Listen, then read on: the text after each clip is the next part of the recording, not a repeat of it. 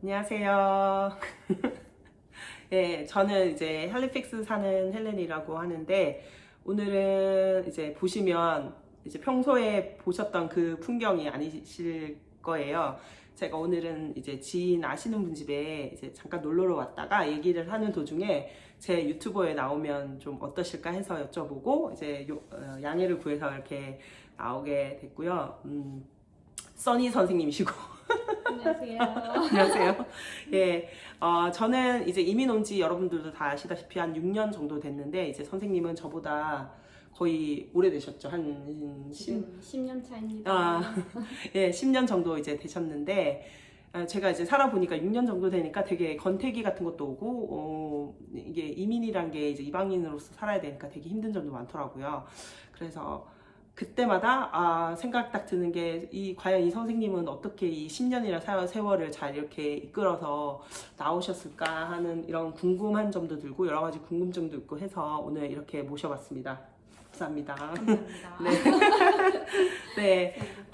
제가 듣기로는 이제 처음에 이제 이민을 오셨잖아요. 한 몇 년도에 오셨죠, 그때가? 2014년 여름 말에 왔습니다. 9월달. 9월달 그때 오셨죠. 네. 근데 이제 그때 제가 듣기로 애들이 어린데 그렇게 크지 않은 애들 남자애들 둘 데리고 오셨는데 그렇게 갑자기 한국에서 잘 이렇게 생활하시다가 어떻게 특별한 계기가 있어서 제가 생각했을 때는 오셨을 것 같거든요. 이렇게 예. 오신 계기가 뭐가 있을까요? 저는 사실 30대 때 네. 이민을 생각했던 사람인데 음. 그 30대 때는 잘 되지 않았어요. 왜냐면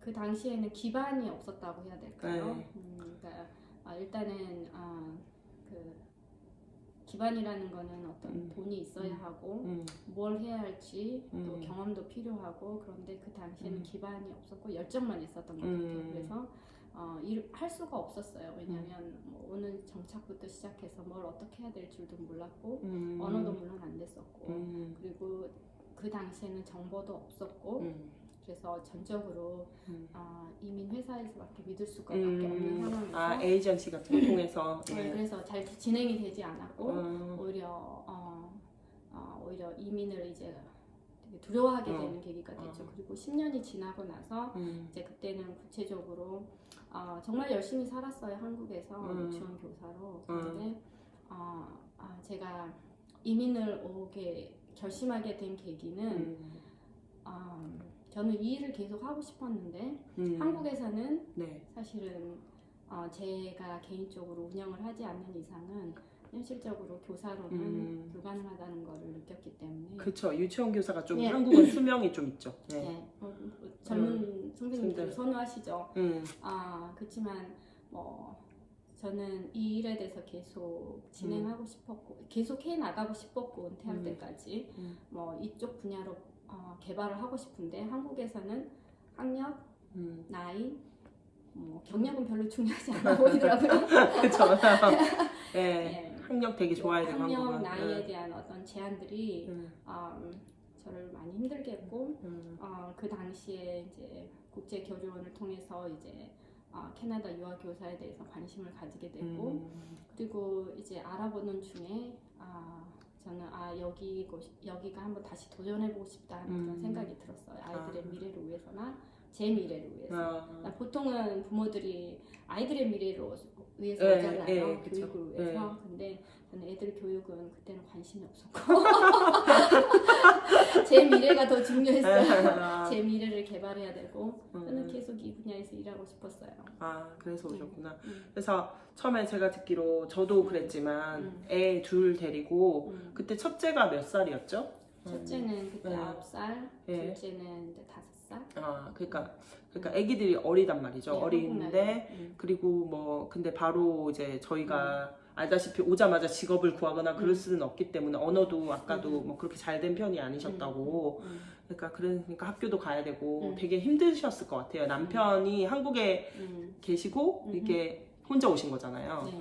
그때 힘드셨던 점이 굉장히 많았을 것 같아요. 가장 기억에 남는 좀 힘든 점이랄까 이런 거 있으실까요? 가장 힘든 점은 이제 언어죠. 제가 여기 왔을 때 유일하게 할 수 있는 영어가 자기 이름 소개하는 거. 그 뒤로는 영어로 할 말이 없을 정도로 영어가 준비가 안 됐으니까요.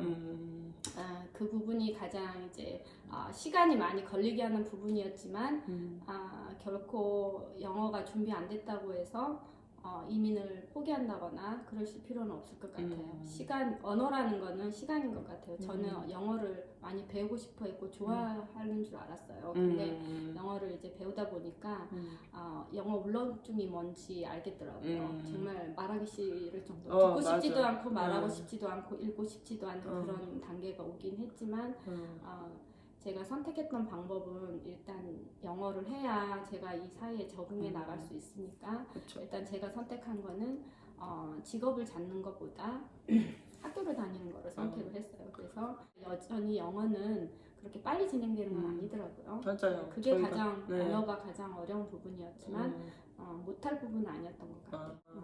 그리고 또 애들도 케어하는 것도 힘들지 않으셨는지. 왜냐면 아까도 컬리지 어학원 다니고 하셨으니까 네. 그래도 애들이 큰 게 아니잖아요. 그때 네, 당시는 네, 되게 힘드셨을 것 같은데 어떠셨는지 모르겠네요. 저 같은 경우에는 이제 커뮤니티를 만드는 게 가장 중요해서 일단 아이들 케어하는 데 있어서는 커뮤니티를 하면 저희는 이제 처치, 교회, 커뮤니티였고 아이들이 이제 저 외에 누군가는 있어야 되니까 커뮤니티도 중요하고 그리고 아이들을 위한 각 지역의 프로그램이 있잖아요. 그런 프로그램을 참여시키고 그래도 학생 때는 애들 라이드 해주는 거는 할 수 있어요. 시간을 배정해서 내 공부 시간을 저녁에 하고 되고 그렇죠. 못하지는 않더라고요. 그래서 아이들 데리고 와도 컬리지 과정이나 어학 과정은 할 수 있어요.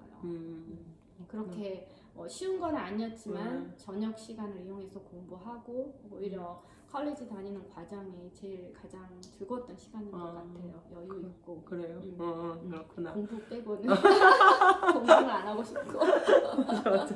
아니 근데 저도 뭐 또 거의 비슷하게 저희도 우연히 여기 와서 똑같이 컬리지를 나오고 뭐 똑같이 비슷한 상황이었던 적이 있었는데 저는 애가 하나였지만 그때 초등학교 4학년 때 왔으니까 10살, 11살이었는데 그때 혼자였지만 뭐 하여튼간에 좀 제가 공부하고 있을 때 혹시라도 학교에서 무슨 일이 생기지 않을까 저는 진짜 노심초사도 많이 하고 왜냐면 우리 애도 영어가 전혀 안 되고 뭐 그런 상황이 때문에 좀 힘들었을 것 같은데 그래도 잘 어쨌든 극복을 하셨네. 첫째는 별로 전화 올 일이 없었지만 둘째는 학교에서 전화 많이 왔는데 잘 안 갔어요. 뭐 좋은 일로 전화한 게 아니니까 불러도 처음에는 갔는데 다음에는 계속 불러도 잘 안 갔어요. 그래도 다 친해집니다. 아이들은 잘 돼요. 어른이 적응이 문제지. 그리고 이제 지금까지 이렇게 쭉 살아오셨잖아요. 뭐 영주권도 따시고 막 그동안에 막 여러 가지 일들이 일어났을 텐데 지금까지 살면서 어떤 이민의 생활에 대해서는 만족하시는지 아니면은 뭐 좀 힘든 점이 있었다면 어떤 게 가장 힘들었는지 이민하면서 그런 점이 있을까요?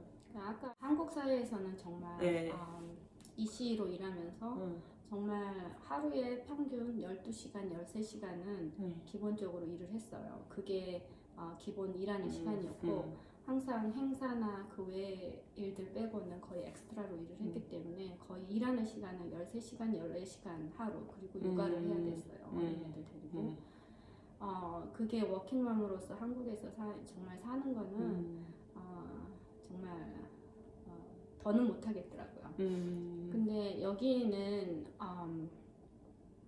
글쎄 뭐 말의 포인트, 질문의 포인트가 맞는지는 모르겠지만 동기를 따지니까 여기에서는 개인적인 시간이 주어지는 것이 너무 좋았어요. 일단은 학교 일이 끝나든 뭐 회사 일이 끝나든 제 개인 시간이 있다는 거는 정말 장점인 것 같아요. 나를 돌아보기도 하고 또 쉴 수 있는 시간도 있고 여유도 생기고 근데 한국에서는 집안일 아니면 일 거기에서 맞아. 벗어날 수가 없어요. 그리고 사람들과의 관계 그것도 많은 그것도 무시 못하지. 맞아. 정말 여유로워진 것 같아요. 어느 장점이라고 하면 여유 있는 거 정신적으로 경제적으로도 사실은 한국에서는 여러 가지 뭐 경조사 이런 것들 때문에 사실 돈을 더 많이 벌었지만 오히려 더 빚이 많아지고 빚은 더 크고 여기는 하우스 빚은 있지만 하우스 빚 말고는 빚이 없으니까 그냥 오히려 더 뭐라고 해야 될까 더 건강한 경제 생활을 하는 것 같아요. 그렇구나. 내가 딱 그 원하는 빚이라고 해야 되나? 네. 그것만 딱 있는 거지. 그 네. 이외에 가해 내가 네. 불필요하게 나가는 것들 네. 이런 것들은 안 나가도 되니까. 네, 예상 없던 뭐 그리고 또 아이들 과외비 안 나가죠. 공부 못해도 되니까 어차피 안 하려고 하면 안 시키면 되니까. 근데 사실은 아이들은 학교에서 이제 뭐 고등학교 때까지는 고민도 하고 좋은 대학 보내야지 막 이랬는데 막상 큰애가 이제 대학을 가고 나니까 별로 한국 사회에 비하면 여기에 과외비가 많이 들어간 것도 아니고 또 아이들이 자기가 알아서 또 대학 학비나 이런 것들을 준비해서 가고 그렇기 때문에 제가 아이들 미래를 위해서 너무 많이 고민하지 않아도 되는 것도 어떻게 보면 장점인 것 같아요. 한국에서 있었으면 저희 언니랑 얘기해보면 저희 언니는 자기 자신을 많이 이렇게 자책을 하더라고요. 자기가 내가 이렇게 못해줘서 해줬으면 더 애가 더 잘 됐을 텐데 뭐 이러면서. 그렇지만 그게 다 경제적인 거와 연결이 되고 근데 사실은 부모의 경제성이 아이의 교육 수준이 되는 거는 여기는 그러지는 않아서 그건 참 좋은 것 같아요. 돈이 많다고 해서 더 좋은 교육을 받는 기회는 어렸을 때 그렇지만 대학 이후로는 그건 아닌 것 같아요. 자기 본인이 알아서 하는 거고. 근데 또 10년간 또 살다 보면 전 6년밖에 안 살았지만 권태기가 오긴 하더라고요. 이 길이 맞나? 진짜 내가 잘 온 건가? 이런 생각이 들긴 하던데 혹시 10년 이렇게 걸어오시면서 이민 생활을 권태기랄까? 이거 나 진짜 잘하고 있나? 이런 생각이 한 번도 드신 적은 없는지. 그게 이민으로 와서 오는 권태기라기보다는 아마 한국 사회에 있었어도 똑같이 내 나이 때 은퇴를 준비해야 되거나 왜냐면 50이 다 돼가니까 은퇴를 준비해야 되거나 아니면 뭐 노후를 준비해야 되거나 이런 걸로 고민은 똑같이 하지 않았을까 싶어요. 저도 여기에서 똑같이 고민을 하고 있지만 여기에서 지금 현재는 노후를 위해서 고민하다기보다는 그 다음 지금은 이제 이씨로 있지만 이씨 외에 현장에 있는 교사 외에 그 이후로 어떻게 더 다른 것들을 디벨롭해서 더 나은 어떤 포지션이나 더 나은 일을 할 수 있을까는 좀 고민해요. 그런 고민들. 왜냐하면 아이들의 에너지는 크죠. 그리고 저도 나이가 들어가는데 한계가 있기 때문에 선교사로 몇 살까지 더 일할 수 있을까 그런 에너지가 저한테 있을까 그건 고민하다 보니까 더 나은 포지션을 찾게 되는 건 같아요. 근데 말씀하신 것 중에 제일 딱 귀에 박히는 게 이 고민 자체가 여기 산다고 국한되는 그런 고민이 아니라 한국에 살아서도 똑같이 진짜 고민했을 거다라는 생각이 드네. 그냥 괜히 여기 사니까 힘들어하는 핑계였던 것 같은 느낌, 좀 느낌이 드네요. 그리고 한국은 어떻게 보면 뭔가를 하고 싶어도 더 나은 포지션이나 이런 것들 직업을 뭐 바꾸고 싶어도 사실은 뭐 경험보다는 학력이 더 중요하잖아요. 그렇기 때문에 무엇을 전공했고 석사과정을 했고 박사과정을 했고가 중요하지. 어디 또 심지어는 어디 학교 어디 출신 학연 지연 뭐 이런 것들 많이 걸려있죠. 사실 여기는 배출러가 있냐 마스터가 있냐 뭐 그거인 거지 어디를 나왔냐 이건 별로 중요하지 않으니까. 그리고 실제적으로 이 사람이 경험이 없다 하더라도 어떤 마인드와 어떤 능력을 가지고 그거를 원하는지 얼마나 열정이 있고 그만한 판단력이 있는지 그런 거를 먼저 보기 때문에 그런 점은 새로운 것을 도전하는 데는 정말 좋은 것 같아요. 그렇구나. 단지 자신감을 갖는 게 중요한 것 같아요. 늘 자신감이 없어서 시작을 못해요. 맞아. 그런 게 이제 유튜브를 하다 보면 댓글 같은 거 달리는 거 보면 캐나다 오고 싶어 하는 사람이 아직도 많으시거든요. 정말 가고 싶다 막 이렇게 하시는 분도 계시고 아니면 뭐 어린 친구들도 이제 뭐 대학을 가려고 하는데 가지 말고 캐나다나 갈까 뭐 이렇게 하시는 분도 많으세요. 만약에 어떤 분이 뭐 캐나다를 오겠다 하시면은 이제 뭐 장려를 하시는 편인지 아니면 뭐 보따리 싸들고 막으실 건지. 저는 100% 장려를 하는 편이고요. 꼭 캐나다 아니더라도 여러 나라, 저는 캐나다밖에 경험이 없지만 여러 나라라도 경험해보라고 하고 싶어요. 왜냐하면 제가 30대 때 이민을 가려고 고민했었는데 그때는 어떤 경제적인 여건이나 상황들이 안 돼서 포기를 했었는데 그게 포기가 될 줄 알았는데 그러지 않더라고요. 계속 마음속에 이렇게 남아있었구나. 미련이 남고 단지 도전을 할 때 준비를 잘 해오시는 건 정말 중요한 것 같아요. 열정만 가지고 되는 것이 아니라 현실적으로 내가 돈이 얼마 있는지 없는지 그런 거를 좀 고민을 해보고 여기에서 정말 내가 지금 현재 상태로 아무것도 준비가 되지 않았지만 그렇지만 내가 정말 열정이 있다 그러면 이 열정을 어떻게 시간을 할애해서 어떻게 준비를 해올 건지는 정말 중요해요. 돈이 많다고 해서 또 되는 것도 아니고 그 1억이나 2억을 가지고 있어도 단 1년 만에 그거를 다 소진하는 그쵸. 사람이 네. 다시 돌아가는 저요? 사람도 봤어요. 2억이나 있었어요? 전 돈이 아예 없어서 소진했어요. 전 소진할 돈이 없어요. 그래서 무슨 일이든 설령 칼리지 코스를 밟아서 그렇게 온다고 하더라도 제 주변에 싱글맘으로 오셨어도 돈 하나도 없이 싱글맘으로 오셨어도 월세를 낼 수 있는 몇 달간의 월세를 낼 수 있는 돈만 가지고 왔음에도 불구하고 주말에 일하면서 또 펀드도 많이 받잖아요. 네, 그렇죠. 베네핏도 많고, 아니더라도 아이들을 데리고 오면 베네핏도 있고. 2년 1년, 2년이라는 단기 계획을 어느 정도는 집세에 대해서는 최소한 해결할 수 있는 어떤 그런 대안은 준비는 해야 되겠지만 너무 많은 돈도 아니에요. 모든 거를 다 투자하지는 않되 자기가 최소한 여기에서 3년 정도는 버틸 수 있는 그런 계획들을 잡고 온다면 예를 들면 저희 부부 같은 경우에는 남편이 3년 동안 저를 서포트해주고 저는 그 3년 동안 적응하고 그리고 나서 1년이라는 기간은 이제 남편이 준비하고 그리고 남편이 여기 왔을 때는 제가 또 3년을 서포트를 했어요. 그렇게 스위치해서 해서 여기 다 이제 적응하실 수 있도록. 저는 이제 EC로 3년 먼저 와서 공부하고 그 다음에 직업을 잡고 그 영주권을 진행을 하고 남편은 그 진행된 영주권 과정에서 모든 혜택을 다 받으면서 여기에서 다시 칼리지를 나와서 IT 직업을 잡고 그렇게 해서 저는 정착한 거기 때문에 사실은 이렇게 지금 10년 차이지만 저희도 완전한 정착은 2년? 3년? 그 정도. 부부의 완전한 정착이라고, 네, 정착이라고 해야 되나? 저희는 언어가 준비된 것도 아니었고 둘 다 그렇지만 아무것도 없이 그렇지만은 분명히 초기에 경제적인 거는 어느 정도는 준비를 하셔야 돼요. 근데 그게 얼마냐 그렇게 물어보면 정말 자기 수준이에요. 그러니까 정말 지하에서 베이스먼트에서 지낼 수 있을 그런 각오가 돼 있고 식당에서 언제든 아르바이트 할 수 있고 그러면 돈이 없으셔도 해나갈 수 있어요. 혼자 오신다면 문제 없이 그러지 않을까? 그러니까 외국에 가서 이민을 해야 되겠다 마음을 딱 먹는 순간 눈이 갑자기 돌아가지고 그러니까 아무것도 손에 안 잡히고 그냥 오로지 그냥 빨리 가야 되는데 그 생각만 하고 사실상 준비를 많이 못했던 게 후회되고 그때 영어 한 자라도 좀 더 보고 올 걸 막 이런 후회 같은 게 많이 들더라고요. 그리고 좀 미래에 대해서 조금만 더 고민을 하다 올 거 이런 생각이 많이 들긴 했었거든요.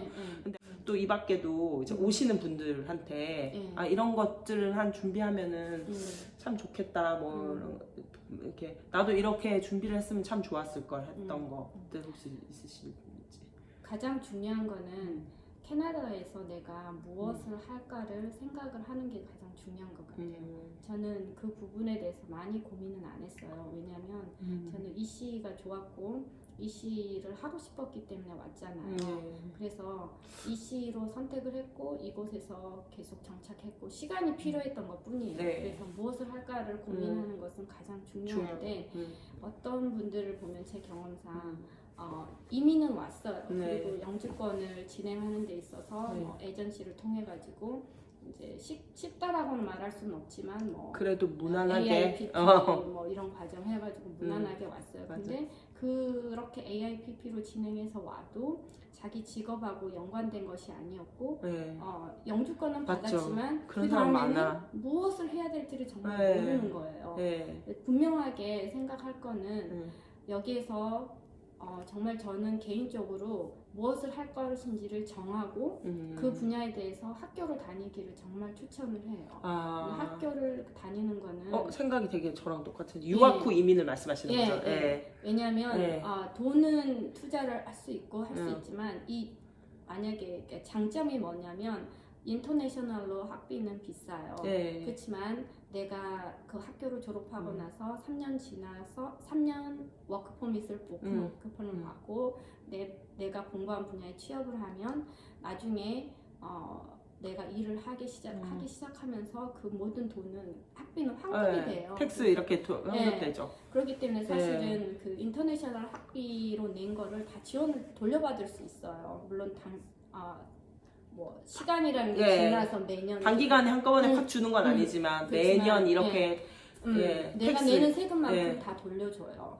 그래서 그런 장점들이 있기 때문에 학비에 대해서 너무 고민할 필요가 없는 거. 필요는 하죠. 당장은 들어가니까. 그렇지만 결국은 장기적으로 보면 그 돈은 다 저한테 돌아오고 또 동의하는 게 뭐냐면 만약에 학교를 안 다니고 에이전시 통해서 오시는 분들 있잖아요. ARPP. 어쨌든 에이전시에서 돈을 주잖아요. 지불해야 되잖아요. 그러면 그 돈은 내가 봤을 때 크레딧으로 못 받더라고요. 텍스 크레딧으로. 그러니까 그런 돈적으로 따져봤을 때는 훨씬 일단 유학교 이민에 저는 힘을 싣는 편이거든요. 에이전시에 못해도 최소한 2만 불 이상은 주잖아요. 3만 불 정도 되더라고요. 2만 불, 3만 불 주면 어떻게 보면 학비랑 똑같은데 그거는 나중에 2만 불은 돌려받고 1만 불은 학비로 나갈 수도 있는 거고 생활비는 어차피 한국에 있으나 여기에 있으나 쓰여지는 거잖아요. 제가 가장 좋은 케이스는 떨어져 있는 것보다는 같이 오는 건 제일 좋은 방법인 것 같고 만약에 떨어질 수밖에 없는 상황 한 사람이 서포트를 해야 된다고 그러면 최소한 단기로 잡는 게 좋고 부부가 오랫동안 이렇게 떨어지지 않고 왜냐면 아이들이 어리고 아이들이 크고 그런 걸 떠나서 일단 부부가 떨어져 있는 것은 별로 좋은 추천할 만한 사항은 아닌 것 같아요. 일단 사고가 달라지고요. 그리고 나중에 다시 만나도 적응하는데 시간이 많이 걸려요. 저는 1년 만에 그러니까 물론 중간에 이렇게 휴가 때 오긴 했지 남편이 그래도 갑자기 오랫동안 안 보다가 갑자기 딱 공항에 나타났는데 어색하더라고요 저는. 그래서 4년 떨어져 있다가 4년 있는 기간 동안은 빨리 만나서 빨리 이렇게 아빠랑 다 가족이 만나서 적응을 하고 같이 밥 먹고 이렇게 생활하는 게 꿈이었는데 막상 오니까 밥 먹는 것도 맵더라고요. 그래서 유학 후 이민, 경제적인 것도 그렇고 저는 또 그게 좋은 게 뭐냐면 2년을 학교를 다니잖아요. 근데 저희가 이제 처음 캐나다를 왔기 때문에 캐나다 문화나 뭐 이런 거 잘 모르잖아요. 근데 그게 캐나다에 어떤 적응할 수 있는 뭔가의 기한이라고 해야 되나? 그 시간이 저한테 일단 주어지는 것 같더라고요. 바로 회사에 막 뛰어들거나 뭐 바로 일을 하러 갔다면 정말 못 참겠다 이런 것도 많을 텐데 왜 우리 프랙티컴도 하고 막 이렇게 실습 같은 거 나가고 하니까 이게 우리한테 뭔가 적응할 수 있는 시간을 주는 것 같아서 맞아요. 그리고 어떻게 보면은 네트워크를 쌓는 거죠. 그러니까 캐나다에서 네트워크가 없으면 사실은 어렵잖아요. 여기에서는 직업을 처음 잡으려고 할 때도 레퍼런스가 필요하고 진짜 중요하죠. 그래서 저는 좋아요. 캐나다가 한국에 돌아가고 싶다 이런 생각을 해본 적은 없어요. 그리고 미래에 대해서 고민하는 거는 한국에 있었으면 아마 저는 더 했을 것 같아요. 그리고 더 많은 스트레스가 있었을 것 같고 여기는 제가 무엇을 해도 상관없잖아요. 저는 사실 EC 아니면 스시 만드는 걸 하고 싶거든요. 반전인데? 그냥 뭐라 될까. EC는 사실 육체적으로는 힘들고 그러지만 또 정신적으로도 힘들어요. 가끔가다 정말 단순한 일을 하고 싶을 때가 있어요. 그냥 뭔가를 계속 똑같은 거 뭐 이렇게 단순 반복적인 맞죠? 자녀들에 대한 바라는 점이라고 해야 되나? 어떻게 이제 다 컸지만 어떻게 좀 더 이런 방향으로 자라줬으면 좋겠다. 사실 없어요. 왜냐하면 고등학교 때까지는 기대가 있었죠. 그래도 어디 더 괜찮은 대학 들어가서 한국에서 유명하다고 생각하는 그런 대학 들어가서 좀 잘 졸업하고 좋은 직장 잡고 근데 제가 이제 큰아이를 대학을 딱 보내보니까 아이가 공부하는 모습 이런 모습들을 보면서 제가 아이가 정말 지가 좋아하는 걸 했으면 좋겠다는 그런 생각이 들어요. 왜냐하면 한국 부모들은 저도 똑같아요. 뼈속 깊이 한국 엄마니까 바라는 것들은 아마 다 똑같지 않을까요? 좋은 대학, 그렇죠. 좋은 직업, 성공했으면 좋겠고 근데 그것이 어떻게 보면 아이의 행복을 절대 보장해주는 게 아니더라고요. 오히려 부모의 기대가 높으면 그렇죠. 높을수록 자녀와의 갭이 더 커지는 것 같아요. 맞아요. 한국의 또 부모의 성공의 척도는 돈을 많이 벌거나 높은 지위에 올라가는 거나 그렇지만 캐나다 부모들은 조금 생각이 저는 보니까 틀리더라고요.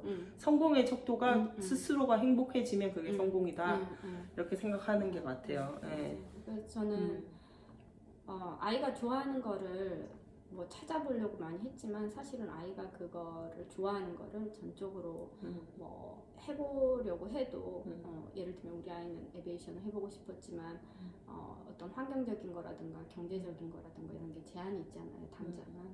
근데 여전히 하고 싶어 하는데 그 제한들을 이제 서서히 하나하나 단계 밟아가는 거를 계속 격려해 주는 게 역할이 중요하지 뭘 하고 어디 대학을 가고 이런 거에 대한 이제 기대는 없는 것 같아요. 반성 좀 해야 돼요. 자기가 하는 거를 할 수 있게 응원해 주는 게 맞는 것 같아요. 저는 그렇구나. 그리고 이제 저 같은 경우는 여기 살아보니까 처음에는 똑같았잖아요. 저희 토론토에 있다가 지금 여기로 이사를 온 거잖아요. 근데 이제 토론토 가면은 한국 사람도 되게 많고 진짜 더 멀티컬처럴인데 여기보다. 근데 처음에 이제 캐나다라는 곳에 갔으니까 외국이잖아요. 저는 인간관계를 어떻게 해야 된다고 생각했냐면 뭐 한국 사람 왜 만나? 여기 왔으니까 캐네디언이나 만나고 여기 문화에 빨리 적응해야지 이렇게 생각을 했거든요. 그런데 또 그게 또 정답은 아니더라고요. 또 살아보니까. 또 그렇다고 해서 또 한국 사람들만 만나는, 이제 나 영어도 힘들고 한 1시간 머리 아파 막 영어 하면. 그래서 계속 인간관계 여기서 어떻게 하고 계신지. 예. 그것 때문에 힘들어 하시는 분도 되게 많거든요. 이민 오셔가지고. 그러니까 이민할 때 왜 아마 많이 들어보셨던 얘기들이 한국 사람 조심해라 이런 얘기 많이 들어보셨죠? 그렇죠. 오기 전에 그 얘기부터 들었죠. 근데 제가 만난 한국 사람들은 한 번도 저한테 사기치거나 뭐 그런 적은 없어요. 그렇지만 두 가지가 있더라고. 조심해야 될 것 두 가지. 첫째, 부정적인 이제 사람을 피하는 거. 부정적인 사람은 에너지를 많이 소진하게 해요. 그리고 제 기분도 다운하게 만들고 본인 스스로 기분도 다운하게 만들고 하거든요. 그래서 그 부정적인 사람을 가능하면 너무 가치는 있어주고 드러는 줄 수 있을 때 너무 많은 시간들을 투자하지 않는 거.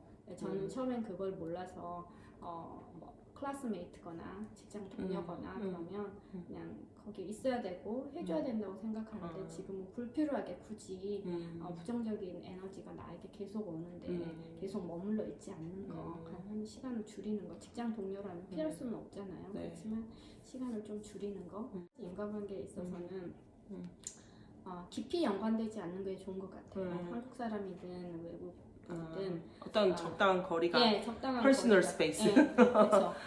가족이라도 마찬가지인 것 같아요. 예를 들면 뭐 여러 가지 상황들이니까 사업이든 동거래든 아니면 뭐 서로 돕고 도는 일이든 늘 이렇게 기브 앤 테이크가 되는 건 아니지만 주고받는 관계로는 뭐 그렇게 막 철저하게 할 필요는 없지만 어느 정도 선은 정해놓고 이 사람들 이 선을 넘지 않는 범위 내에서 지내가는 것 같아요. 긍정적인 사람이 좋은 것 같아요. 긍정적이고 일단은 너무 그 사람하고의 관계를 너무 깊이 하면 서로의 실망감도 커지고 맞죠? 네, 그런 것도 있어요. 이제 또 마지막 이제 질문인데 마지막 질문인데 이제 계속 여기 사시는 게 좋고 계속 살아가실 텐데 그래도 어느 정도 뭐 은퇴가 될 수도 있고 그렇잖아요. 나중에 뭐 연금을 받을 시점이 오기도 하고 그러면 이제 앞으로 뭘 어떻게 하고 싶다, 뭐 꿈 같은 거, 은퇴 이후의 삶에 대해서 어떻게 그려보고 계시는지. 사실 저는 은퇴는 하고 싶진 않아요. 일은 계속 하고 싶어요. 몸이 움직일 수 있다. 근데 언젠가는 하실 거잖아요. 그래도 그럼 언젠가는 하겠죠. 근데 아마 저는 제 사업을 할 것 같아요. 예를 들면 애프터스쿨을 하든지 뭐 생각해볼 수도 있잖아요. 제 에너지가 있으면. 만약에 그렇지 않다고 그러면 아무래도 이제 제가 그리스도인이니까 그런 뭐 종교 활동이랑 연관된 걸 하겠죠. 그렇지만 아마 계속 생산적인 일을 할 것 같아요. 대단하신 스시를 분이네. 만들까요? 나중에 그렇게 개인 사업을 하는 게 이제 사업은 아니고 그냥 종업원으로. 아니 애프터스쿨 같은 것들 그렇죠. 보면은 자기 집 조그맣게 해가지고 사업하시는 분들 많잖아요. 여기 보면 마지막까지 그런 꿈이 나는 어떻게든 문대 발리해서 어떻게 놀러 다닐까. 근데 그게, 사실 놀러 다니는데도 돈이 필요하고 에너지가 필요한데 이번에 멀리 철이 없어. 여행을 갔다 오다 보니까 네. 여행은 저랑 안 맞는 것 같아요. 너무 힘든 것 같아요. 여행도 그쵸. 에너지가 필요해요. 체력이 필요해요. 에너지 소진이 크죠. 우리는 가난하기 때문에 비행기를 못 타고 차를 타고 다녀야 되니까. 그래도 육로로 미국을 갈 수 있다는 게 얼마나 큰 장점입니까. 비행기는 한계가 있는 것 같고. 네. 어쨌든 원하시는 바 모두 이루시길 바라고 오늘 인터뷰 응해주셔서 너무 감사드립니다. 제가 갑자기 막 이렇게 부탁을 드렸는데도 이렇게 잘 말씀해 주셔가지고 다음에 좀 더 부탁드려도 될까요? 감사합니다. 네, 감사합니다. 바이.